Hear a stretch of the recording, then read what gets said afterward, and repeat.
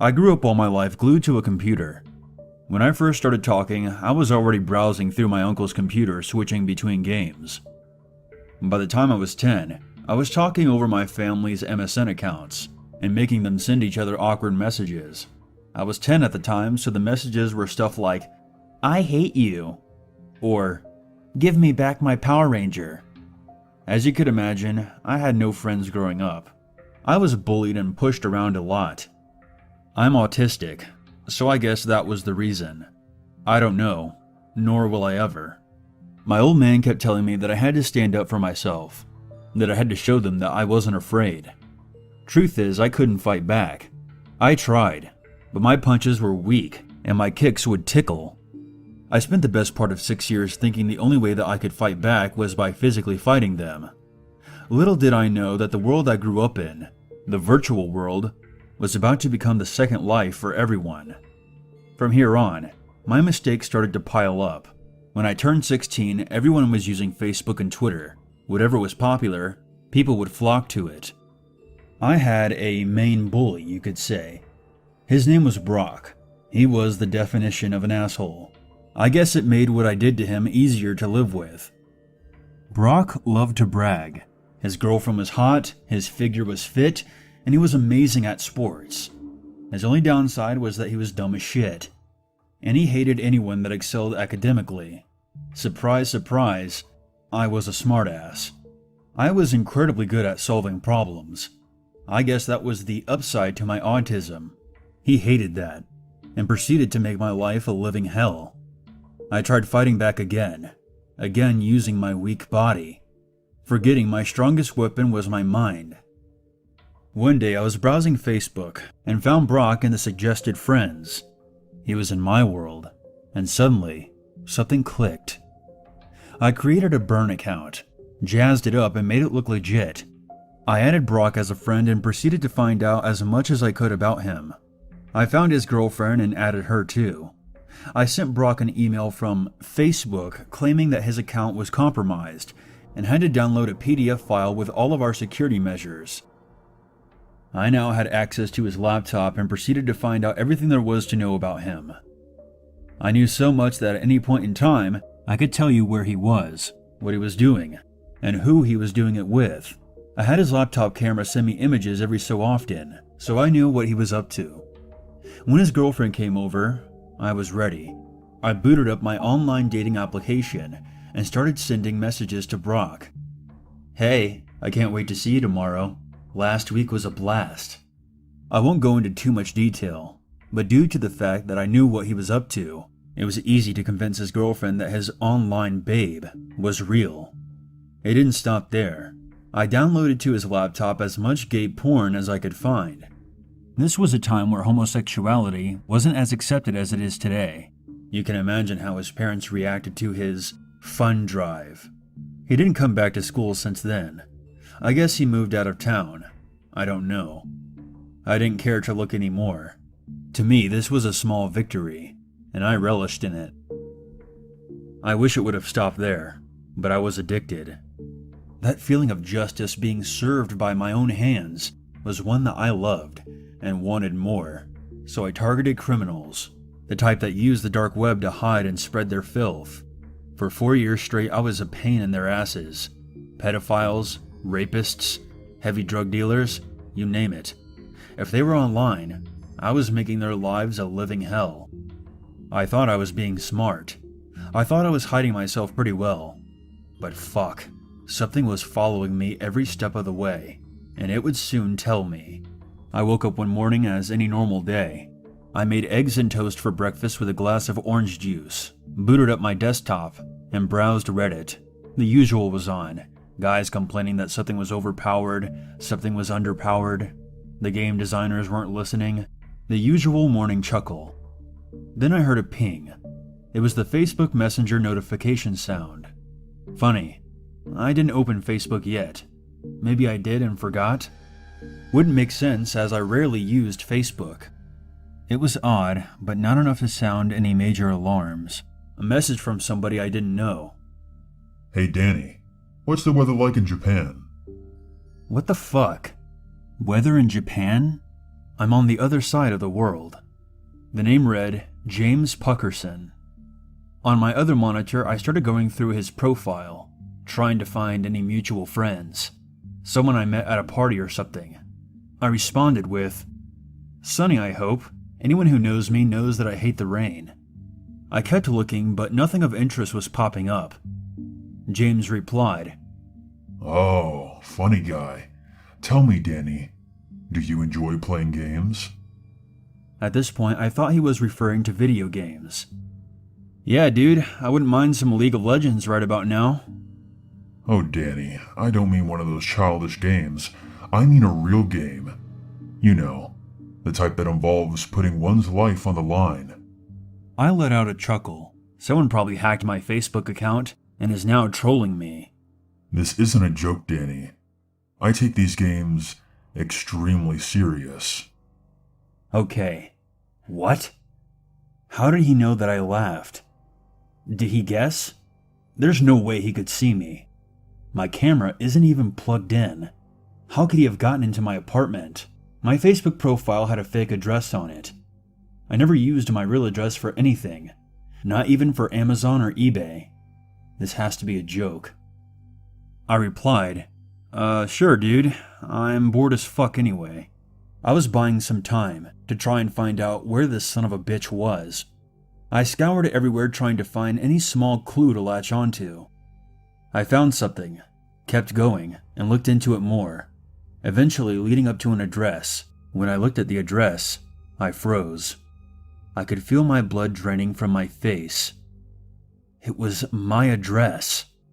I was the only one living there, but somehow this asshole was using my address as a cover. Another message came in.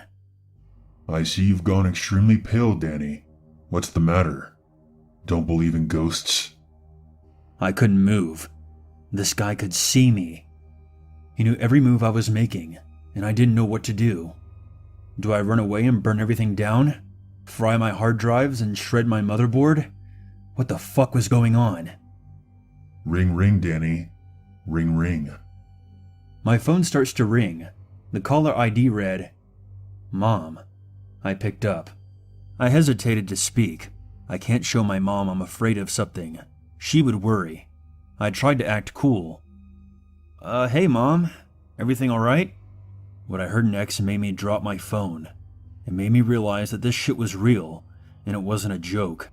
I heard a voice, obviously modulated to hide the identity of the caller, but the threat was real, and I knew who it was. Hey Danny, what's the weather like in Japan? I stood frozen in pure horror. Panic swept over my body, and thoughts flooded my mind.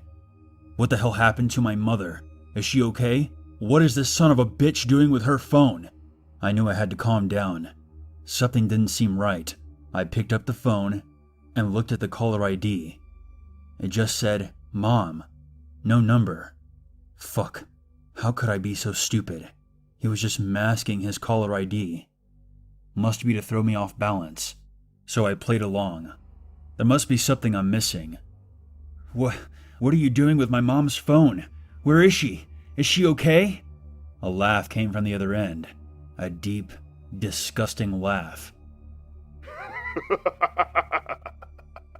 I decided to record the call. Maybe I can play around with the recording and find out this caller's real voice. It may not be much, but this asshole knows where I live, and probably who my parents are as well. He starts talking.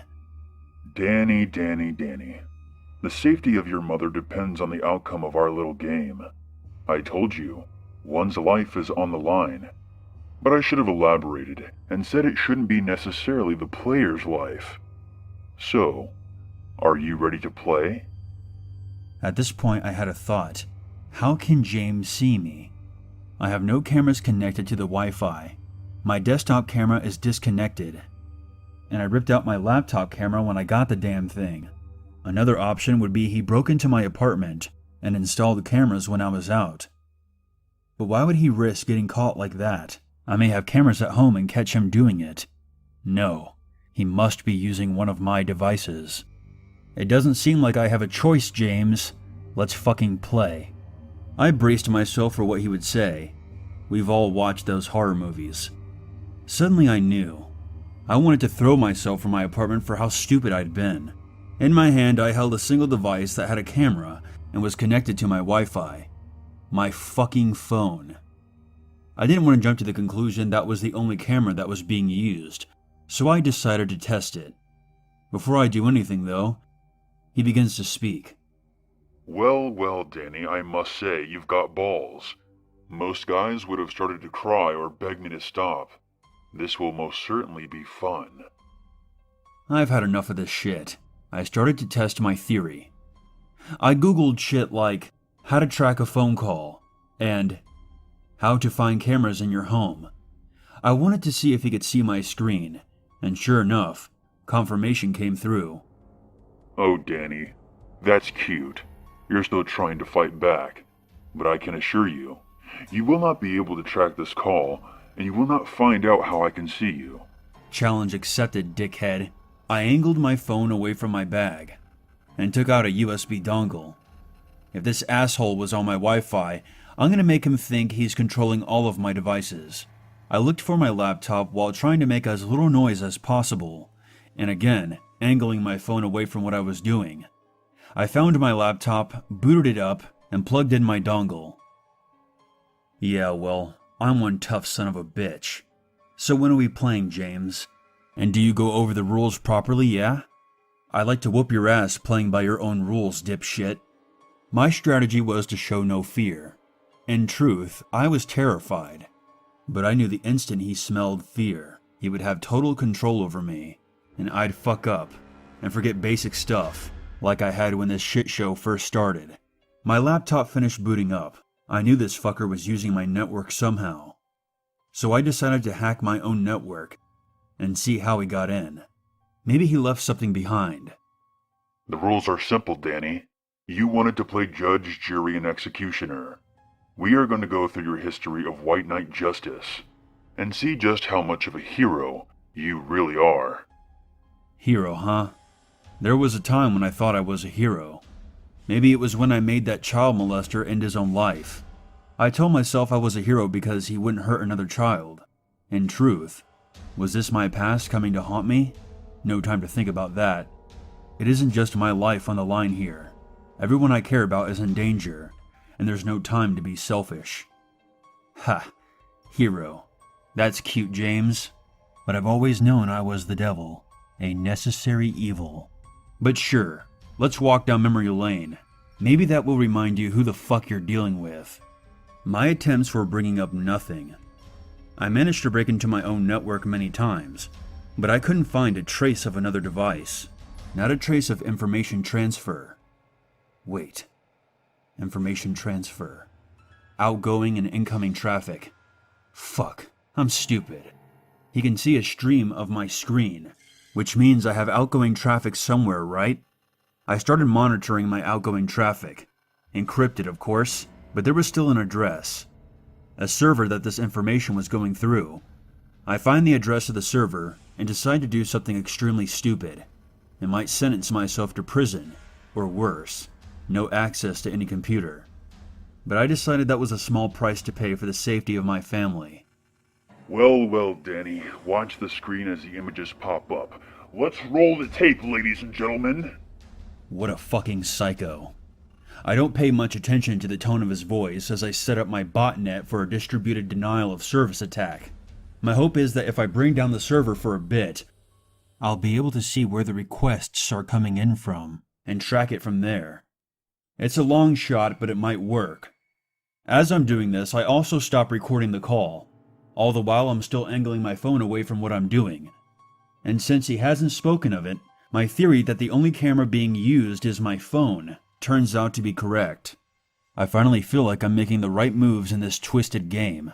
I'm just hoping that I'll be the one to say checkmate in the end, though. Victim number 1, Brock, 16 years old. You destroyed his relationship and got him kicked out of his home. He spent 3 years on the street before overdosing on heroin. That wasn't a nice thing to do, Danny. A picture of 16-year-old Brock pops up. He died? Fuck. He was an asshole, but he didn't deserve to die. I went too far. Way too far. But I couldn't admit it. Not to this lunatic. I had to somehow show him that I had no heart. Well, life sucks. Survival of the fittest and all that shit. Maybe he should have been more careful about who he messed with. Another disgusting laugh. James is enjoying himself. Should I be? There was no time to dwell on that right now. I put my phone on loudspeaker and placed it on my desk, weary that the front camera may be used, and I kept it well out of sight and put in an earphone into my left ear. Time to tweak around with this recording and unmodulate this voice. Danny, this isn't going to end up well if you don't show remorse. Now the fun begins. Remember his girlfriend? It's confession time, Danny. As if it were alive, my PC opened up Skype and auto-signed in. Fuck. I'm so stupid. Was I really that lazy? A number was entered into it, and it starts dialing. What do you want me to do, James? Tell her the online babe was really me, and Brock wasn't a cheating dickhead? What's that going to change? My botnet was ready, and I started my attack on the server address instantly. I then watched my incoming and outgoing traffic closely. All I needed was a hiccup, something that would lead me to James. In that moment, it was like my entire world was grinded to a halt, ending all life as we knew it. All that mattered was the stream of information. Tick-tock, tick-tock, tick-tock. I could hear the second hand on my watch ticking. There, a clue. I was starting to lose hope. I started working on it, hoping that James did not notice. I'd imagine his connection to my network might have dropped once he realized that I was onto him, but he was too busy trying to guilt-trip me, and he got too cocky. And I guess he didn't notice. My Skype was still ringing. Was she going to pick up? Hello? It was a girl's voice. She sounded kinda cute, actually. Is James trying to hook us up? Wrong time for jokes right now. James then chimed in. Go on, Danny. Answer her. Tell her your name and what you did to Brock. I decided to play along. True, he didn't call me from my mom's number, but that doesn't mean he couldn't still hurt her. Liz? It's Daniel Kurt. We went to school together with Brock? There was a pause.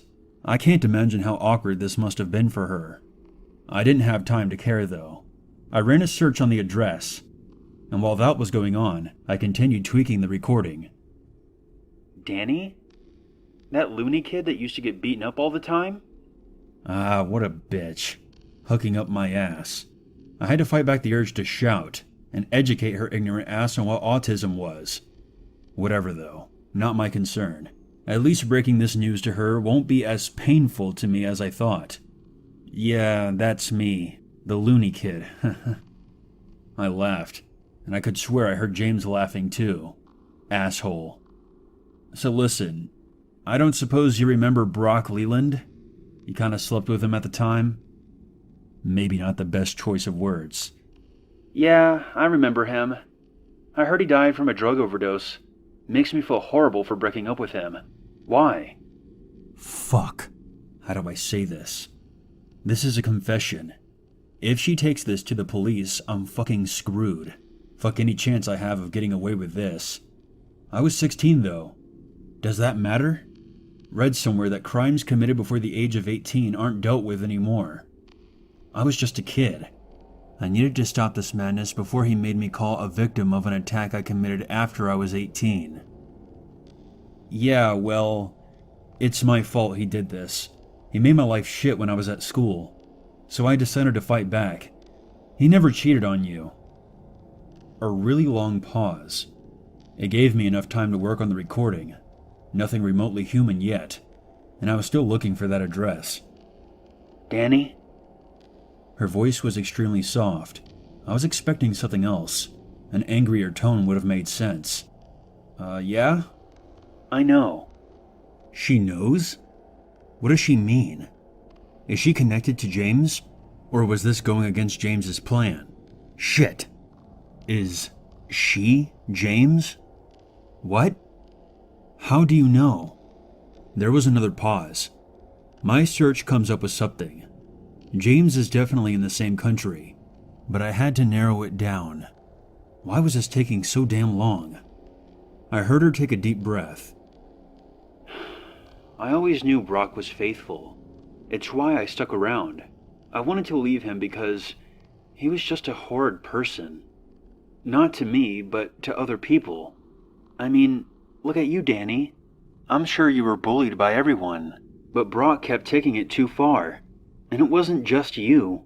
Other people would be pushed around by him every day, and I was sick of it. Another pause. Is she crying? I can definitely hear her crying. I didn't want to cut in at all.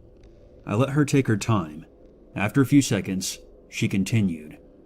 I guess I was looking for a way out, and seeing this girl that Brock was supposedly cheating on me with was my ticket. I didn't know his life would be ruined because of it.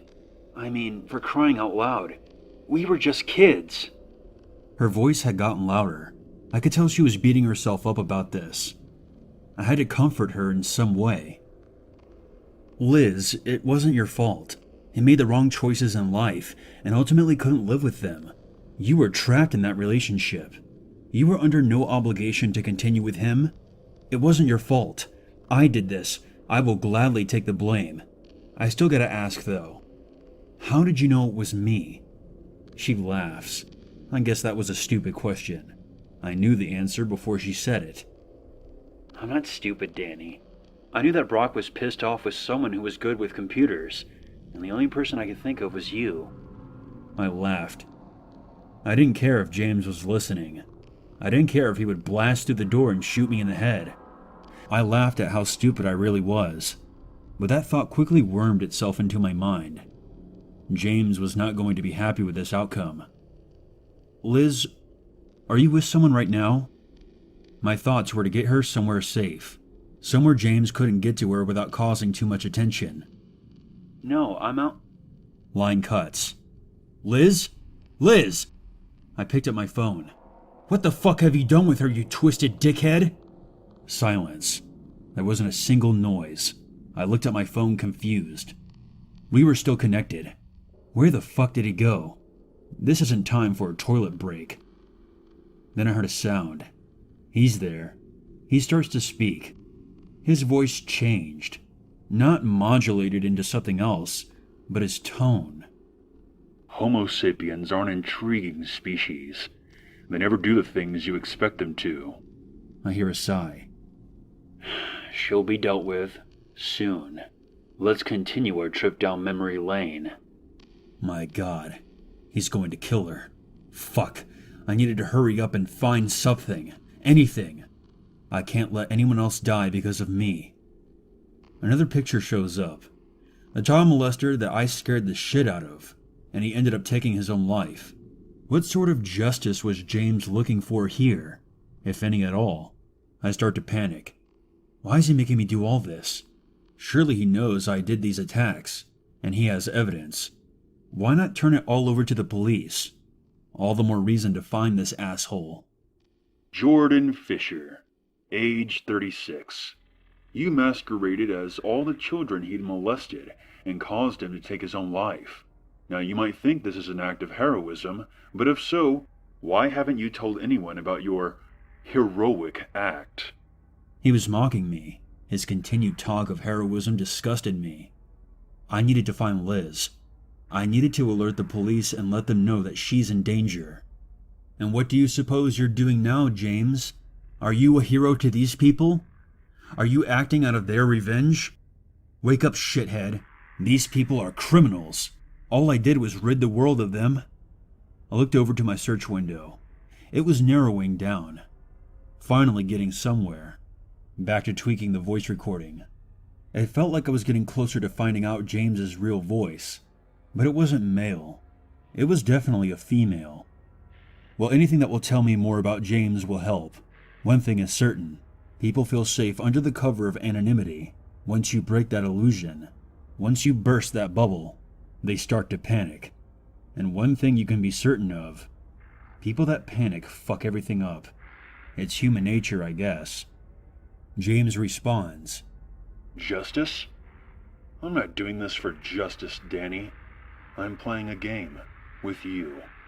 It doesn't seem like you understand what the game is yet. I feel sorry for you.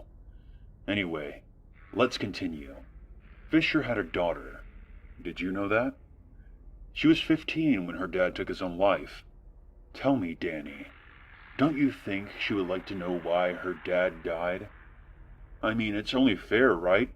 Time to confess. Oh, I almost forgot. Her name is Sarah. You'll need that when you talk to her. As before, another number was dialed from my Skype and began to ring. She was 15? I was still 16 at the time. Fuck. How can a child molester have kids? I deprived one of their dad. But he was a monster. What have I done? Hello? Who's there? Help me. There was a girl on the other end. Her voice was aching with distress. I could hear an echo. Where was she? And why does she sound like she's in trouble? James began to speak again. Danny, you better answer her. Who knows what might happen? Another one of his laughs echoed through my phone speakers. He disturbed me. I guess I had no choice. Sarah? Are you okay? What's going on? I tried my best to check if she was all right first, before confessing my crime. I don't know. I think I'm okay. I can't feel my legs. Her breath rate starts to increase. Who are you? Where am I? Please help me. What the fuck is going on? Did James kidnap her? The hell kind of twisted game was this? Just calm down, Sarah. Take some deep breaths. Can you look around and tell me what you see? I turned to my phone.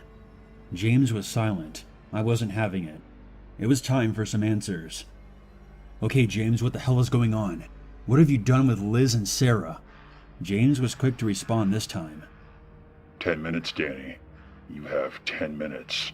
Find them. I was just as quick to react. Screw trying to find James now. These were innocent lives on the line here. I needed to find them. I needed to trace Sarah's phone. And I had an idea how. Sarah responds before I could do anything. It's so dark in here. I see a camera stand in front of me. I'm in a chair, but I can't get up. I can't feel my legs. It's so dark here. Oh my God. What's going on? Damn it. He's probably using a burner phone. Not good to me right now. Tracing it would take ages. Hang on. Sarah is 19. She has to have a smartphone. Listen to me very carefully. I need you to fill your pockets and see if your phone is still on you. I hear a few groans. Whatever James did to her was painful. I guess her legs were broken or something. Yes, I have my iPhone with me. It's not dead. Should I call the police? She asked hesitantly. I could tell from her tone she was happy she still had her phone on her. If she calls the police, she dies instantly. You have to find her yourself. James snapped. Damn. I didn't intend to rely on the police anyway, but they still would have helped. I needed to find a way to explain to her just how dire the situation was, without making her panic enough to call the police. I don't think James would have been too happy with me telling her the conditions of our game. I had to think quickly. Sarah, there's no need to call the police. I'm Detective Haynes. I've been looking for you as you've been missing for a while. Now I need you to tell me what your iCloud username and password is. I can track your phone that way. I tried to keep my voice as calm as I could. I didn't want to induce panic. She gave me her details and I logged into her iCloud and started looking for her phone. Within a matter of seconds, it shows me the location of her phone. It was about a 5-minute walk from where I live. I got her location, James. Now let her go.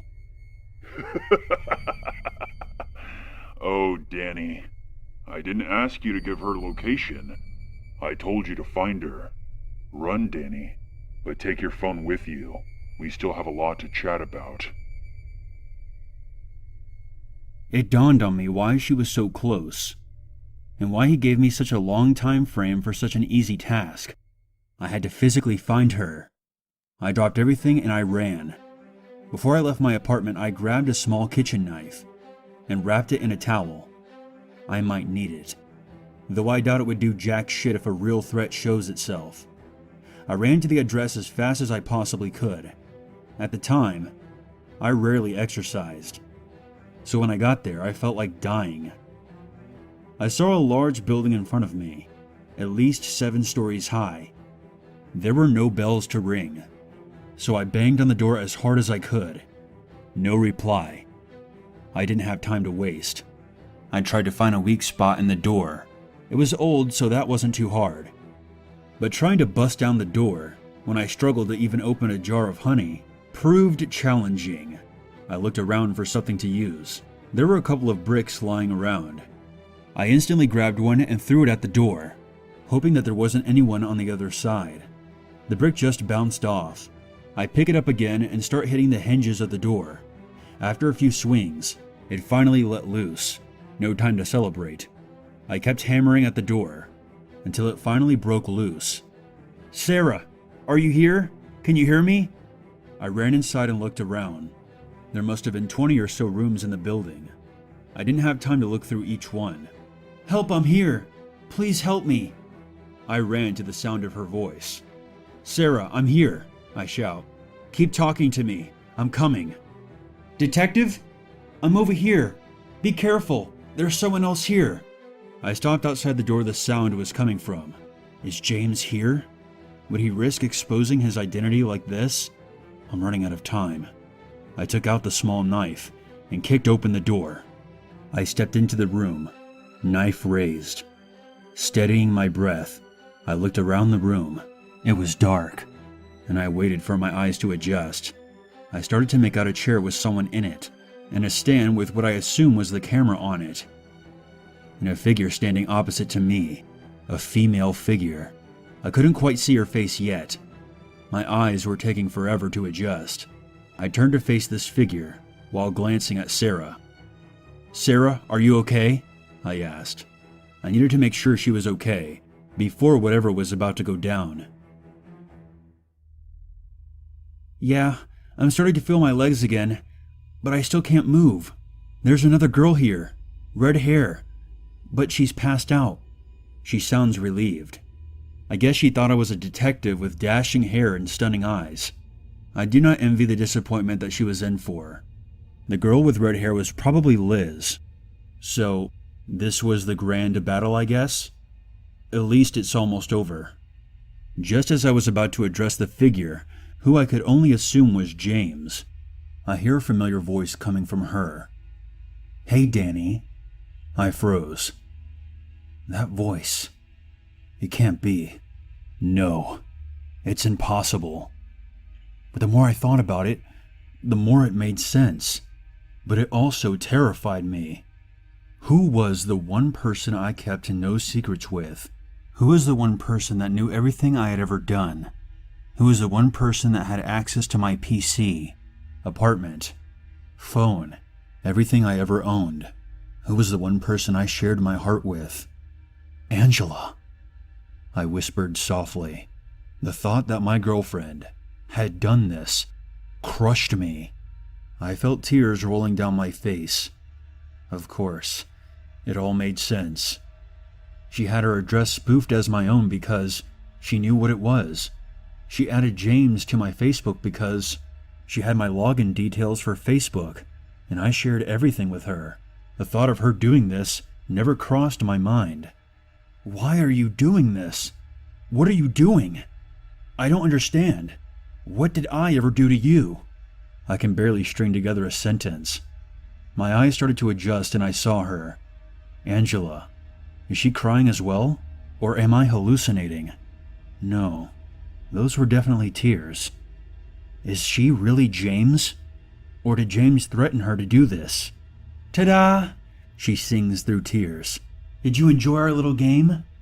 At this point, I'm angry, confused, and tired. Why? I scream. Why are you doing this? Why are you hurting innocent people? Why are you hurting me? I've only ever loved you and cared for you. Why? She laughs. Her laugh is fake, I can tell, but she still laughs. Why? She says in a mocking tone. Don't you know why your lovely girlfriend is doing this?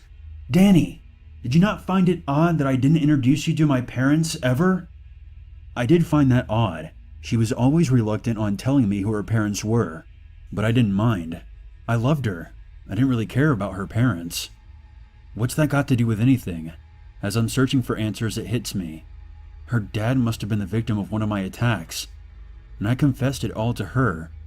But still, if she was a victim to an attack from me, he must have been a criminal. Why was she doing this? Oh, it seems like you understand.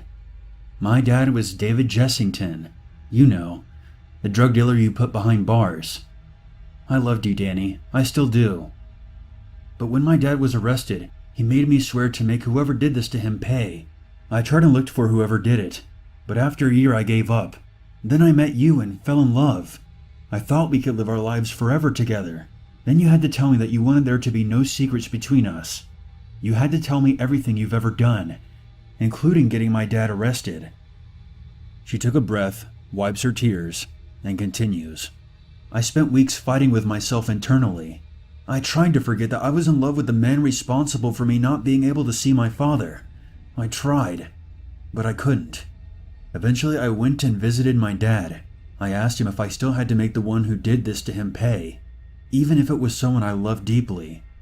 I pleaded with him to forgive me, but he looked at me and told me that if I had the power to avenge him and didn't, he would disown me as his daughter and never forgive me. Her tears returned. Danny, I love you. I always will. But I swore to my dad, and if he ever finds out that I let you go, he would kill me. I wanted more than anything just to go to her and hug her, to tell her that it would be okay. I dropped the knife, and I started to walk towards her. I didn't care if she killed me. I didn't care if the whole world was against me. I loved her, but she kept crying and raised her knife towards me. Danny, stop. Please stop. I don't want to do this. I can't let you get close to me again. Please, Danny, stop. She pleaded, but I didn't care. I kept walking. She realized that I didn't care if I died, so she raised the knife to her neck. I stopped and stared at her eyes. Please, Danny, I don't want to hurt anymore. I ran to her. Just as she was about to drive the knife into her neck, I held the blade with my bare hand. Blood starts dripping down, but I didn't care. I stared into her eyes and softly whisper, I love you, Angela. I don't care who your dad is. She then breaks down and drops the knife. As I lean in to kiss her, I hear sirens in the background. Someone must have seen me breaking into the building and alerted the police, but I didn't care. What happened next was a blur. First it was the police, then it was the ambulance. Angela and I were arrested, but thanks to the witness reports by Liz and Sarah, I was released immediately. I attended Angela's hearing, and she looked happy to see me there. Her sentence wasn't too long, less than her father's. I didn't care though. I promised that I would fight with her until the very end, and I meant every word. I kept visiting her, every time I got the chance. When she comes out, we will move away. I'm working hard, taking every shift I can, earning every penny I can. I will never take justice into my own hands again. Because even though I may have helped someone, I have also hurt others. And maybe they deserved it. Maybe what I did was right, but I am not justice, and I have no right to claim to be. I have made mistakes in my past, and maybe James was my justice. For now though, I know I have to do what I must do, and I have my heart set on the path that I've chosen. Maybe there is no place far enough for us to run where her father can't find us.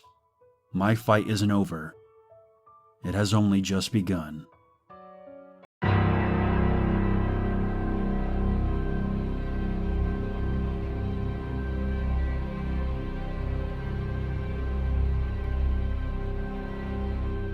The following stories are based on real events and were obtained from interviews conducted by Unit 522 and Tim Sonski.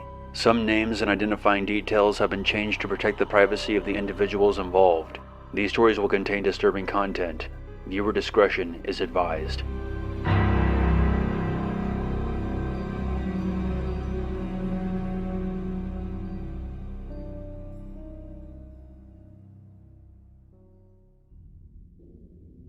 This isn't a traditional creepy story where something unexplainable or horrible happened to me, but rather, what almost happened to me. What I almost became. Back in the early 1990s, I was in my late teens, and without question what could be described as a bad seed. My friends and I were just simply horrible people.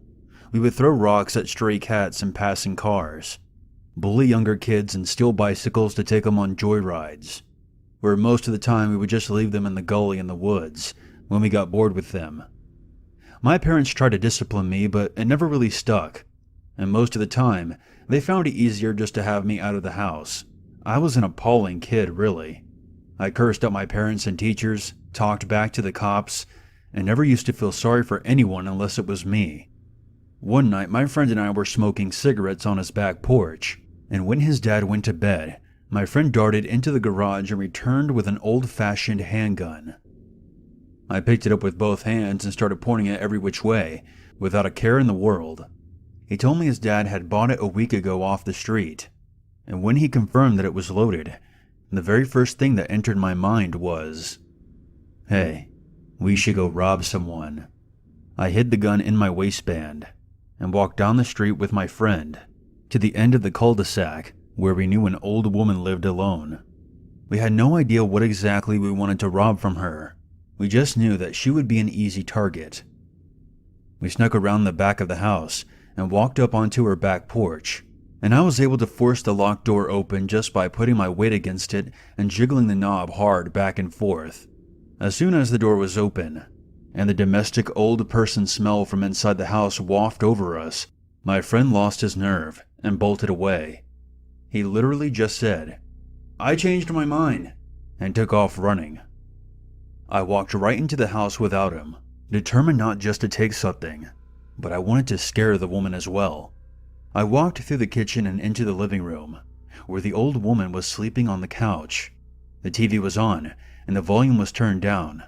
I pointed my gun at her face. But after a moment when she didn't open her eyes, I felt disappointed, and I walked around behind the couch.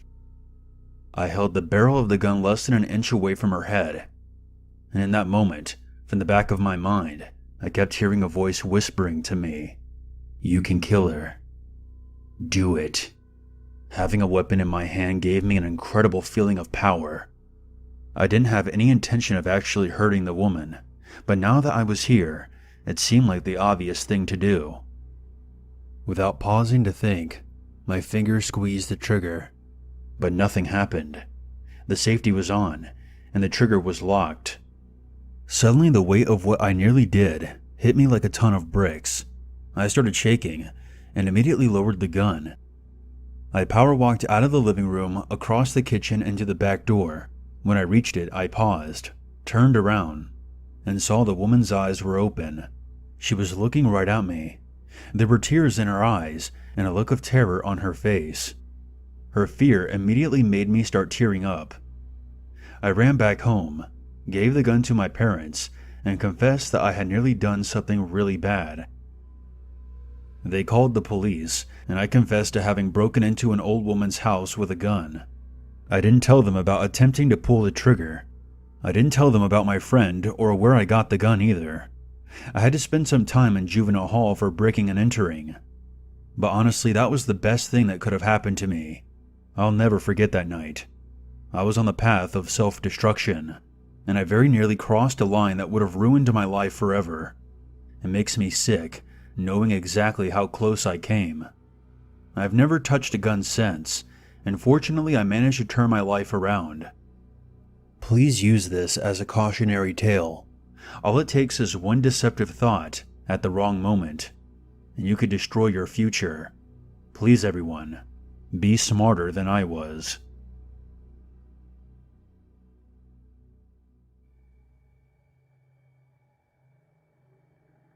Back in the late 90s, I used to have a serious drug problem.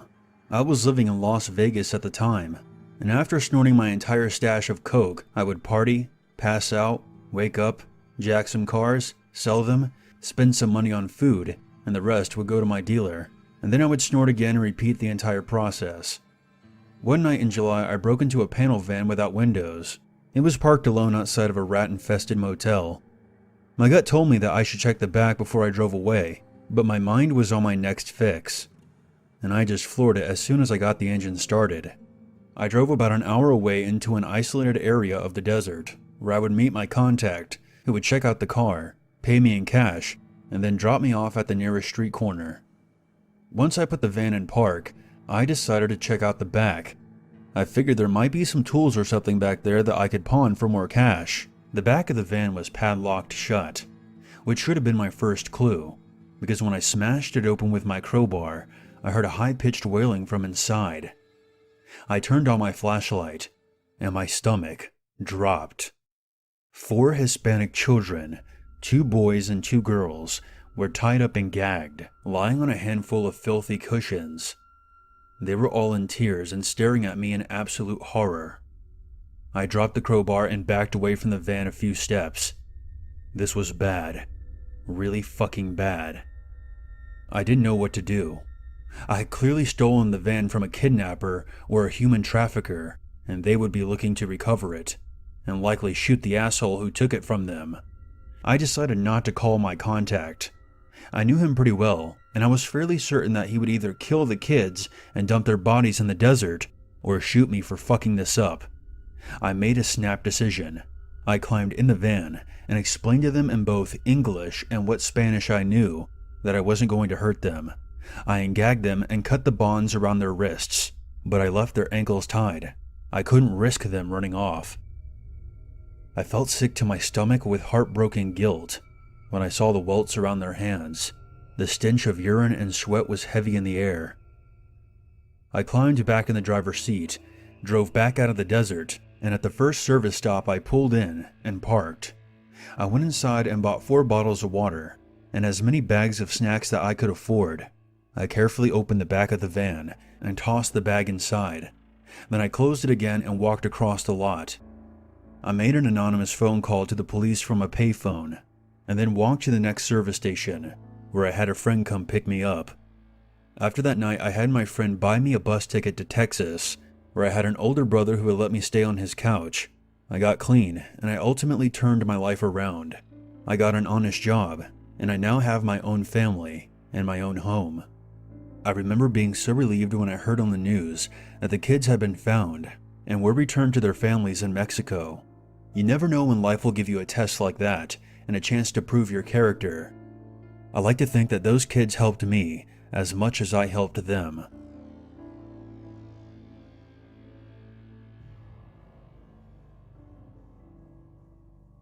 When I was a kid, I lived in an extremely low-income apartment complex in Baltimore with my grandmother.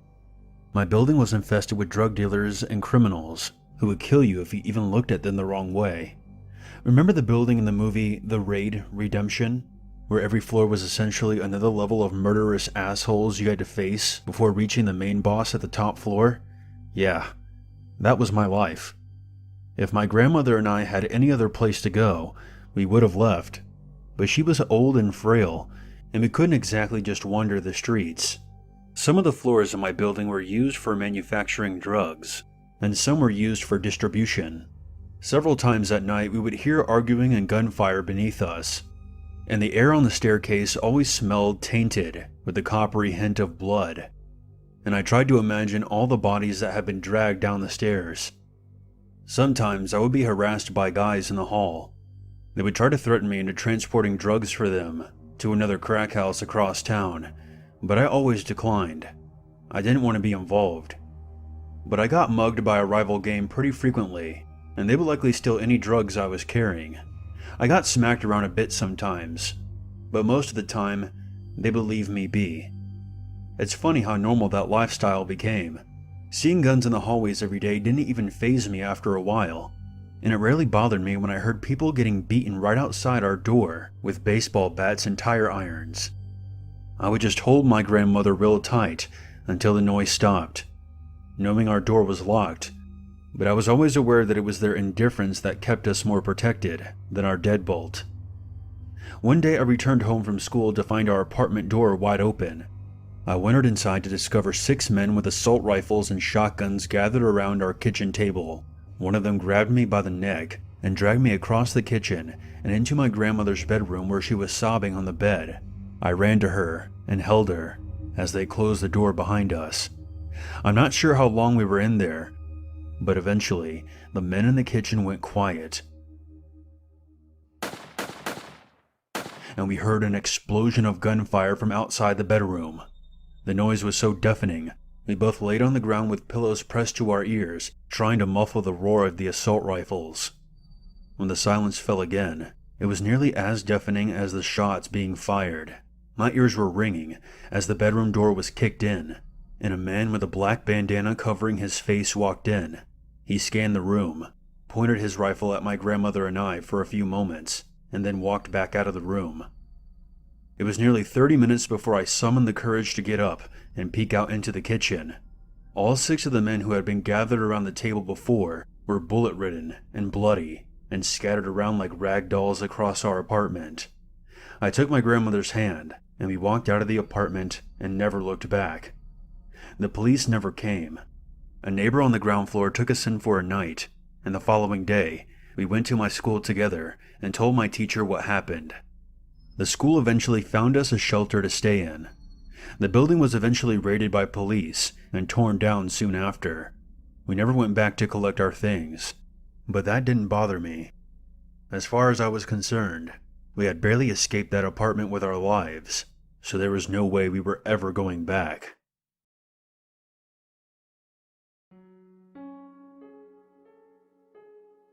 In 2011, on my 21st birthday, I took it upon myself to go backpacking through the Canadian mountains all on my own. I had gone backpacking and camping many times before, but never on my own. I wanted this birthday's significance to be rooted in the fact that I had challenged the great outdoors all on my own. On my 3rd day out, I reached my destination. It was an old farmhouse sitting on its own in an overgrown field, out in the middle of nowhere. I had discovered it on Google Earth, and was eager to check it out before heading back. In addition to a first aid kit, a compass, and a utility knife, I was carrying a Smith & Wesson Governor revolver, which carried 6 shots. It was the crown jewel of my father's collection, and he had loaned it to me for protection while I was out in the woods alone. He made sure that I had practiced with it several times and knew how to use it before I set off. And now, as I approached the farmhouse, I was pleased that I had taken the time, because I wasn't entirely sure the place was abandoned.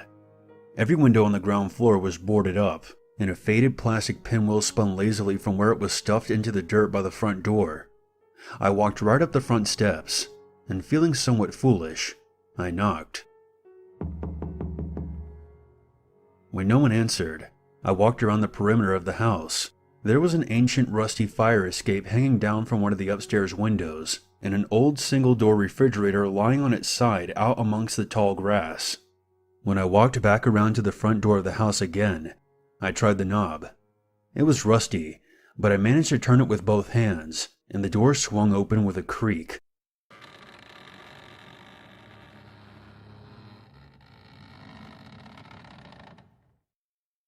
I was just about to walk in, when I felt the sensation of eyes on me, and I spun around. Out by the tree line, I saw what appeared to be a man with a long gray beard staring at me. I immediately felt foolish and guilty, and waved at him, my other hand reaching into my belt to rest on the handle of the gun. "Hi there. Is this your place? I'm sorry. I'll leave." For maybe 10 seconds the man just stared at me. Then, without saying anything, he turned and walked back into the trees. That made me nervous. I didn't know how to interpret it, and the last thing I wanted to do was walk back into the woods knowing that he was out there. I decided to enter the house and close the door behind me. I slid a dusty stool in front of the door, so I would hear it tip over if anyone entered. I spent the next hour exploring the house, occasionally glancing out of the windows to see if the man had reappeared. When it finally began getting dark out, I was still nervous and unwilling to leave the house, so I walked up a narrow flight of stairs to the attic, locked the door behind me, set up my gas lantern, and unrolled my sleeping bag. After a light dinner, I updated my journal, turned off the light, and prepared to get some sleep. But after a minute or so, I heard creaking on the stairs, and my eyes shot open. I looked over towards the door, and I heard the faint sound of footsteps climbing the narrow staircase. I threw myself out of the sleeping bag, grabbed my flashlight and my gun, and pointed them both towards the door. I called out, "Who's there? If I'm trespassing, I'm sorry. I'll pack up and leave. Just don't try to open the door. I have a gun." The footsteps continued to climb without hesitation. When they were just outside the door, I heard the doorknob rattle. I made my voice sound as furious as I could. "Don't try to get in. I told you I have a gun. Just tell me who you are." There was a moment of hesitation, and then the doorknob began to jiggle harder. "Stop it! I'll fucking shoot." I made myself count to 5, but the doorknob continued to jiggle violently. "Last chance." I made myself count to 5 again, and when the jiggling didn't stop, I fired 2 shots through the door, aiming low, intending to hit the stranger's legs. As soon as the shots rang out, the knob stopped jiggling, and there was silence. There was no sound of anyone falling backwards down the steps or a gasp in pain.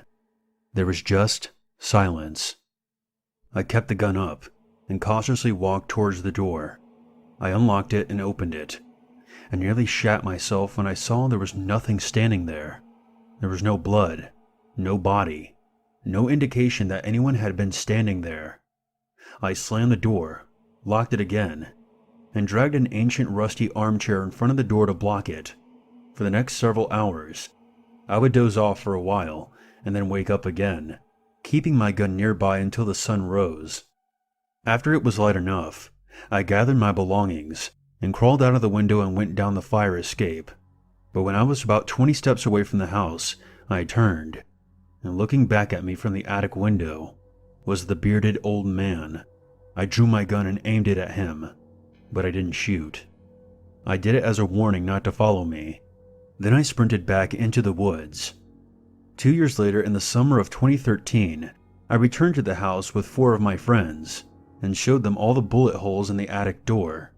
I still go camping every now and then, but I always make sure I bring my handgun, because you never know who might be watching you from the shadows.